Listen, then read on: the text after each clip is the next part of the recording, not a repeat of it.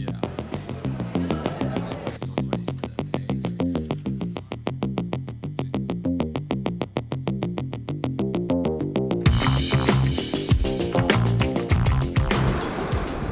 বন্ধুরা, কেমন আছো তোমরা সবাই? আশা করছি তোমরা সবাই ভালো আছো, সুস্থ আছো। আজকে আমি যাচ্ছি ভাইজ্যাক। হাওড়া এবং শালিমার এই দুটো স্টেশন থেকেই ভাইজ্যাক যাওয়ার ট্রেন যায়। ভাইজ্যাকে যেই সব ট্রেন ভোরবেলায় পৌঁছে সেই সব ট্রেনই শালিমার থেকেই ছাড়ে। শালিমার থেকে সব থেকে ভালো ট্রেন হলো করমণ্ডল এক্সপ্রেস। এই ট্রেনটা তোমাদেরকে 13 থেকে 14 ঘন্টার মধ্যে বিশাখাপত্তনম স্টেশনে পৌঁছে দেবে। করমণ্ডল এক্সপ্রেস সিট অ্যাভেলেবেল ছিল না বলে আমি ইস্ট কোস্ট এক্সপ্রেসের সিট বুক করি।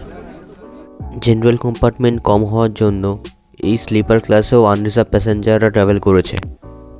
কোনো রকমভাবে আমরা 2.5 ঘন্টা লেট করে বিশাখাপত্তনম স্টেশন পৌঁছে গেলাম। তোমরা চাইলে আমার মতন প্রথম দিনই বিশাখাপত্তনম স্টেশনে এসে কিরণডুল এক্সপ্রেসে করে 6:45-এ আরাকু ভ্যালি এবং বোরা কেভ ট্যুরটার জন্য যেতে পারো। ট্রেনটা 2 ঘন্টার উপরে লেট ছিল।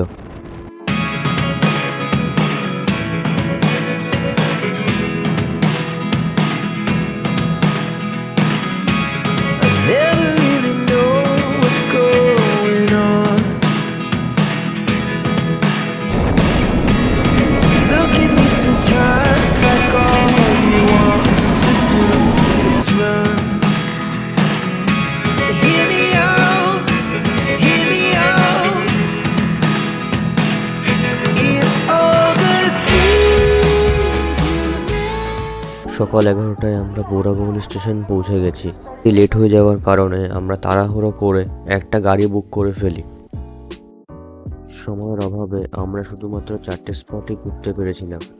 যেই জায়গা যত বেশি সুন্দর হয় সেই জায়গা তত বেশি ভয়ঙ্কর হয়। তো এখানে প্রচুর সিঁড়ি আছে, কখনো কখনো একদম নিচের দিকে যেতে হচ্ছে, কখনো কখনো অনেকটা উপরে উঠতে হচ্ছে।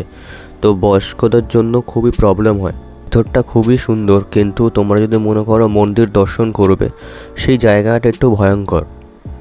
এখানে একটা মন্দির আছে, সেই মন্দিরটায় যেতে হলে ছোটোখাটো পাহাড় চড়ার অভিজ্ঞতা হয়ে যাবে। লোহার সিঁড়ি দিয়ে তোমাদের উপরে উঠতে হবে মন্দিরের জন্য। বোরা গুহাগুলি তাদের অন্যান্য শিলা গঠনের জন্য বিখ্যাত, যেমন স্ট্যালেকটাইটস, স্ট্যালেগমাইটস ইত্যাদি। গোয়া থেকে বেরিয়ে চিকেন স্টিক ট্রাই করলাম এবং ব্যাম্বু চিকেন নিয়ে সেকেন্ড স্পটের দিকে বেরিয়ে গেলাম। আমাদের ড্রাইভার দাদা খুবই ফ্রেন্ডলি ছিল, তোমরা চাইলে এই দাদাকে বুক করতে পারো। আর এটা কোনো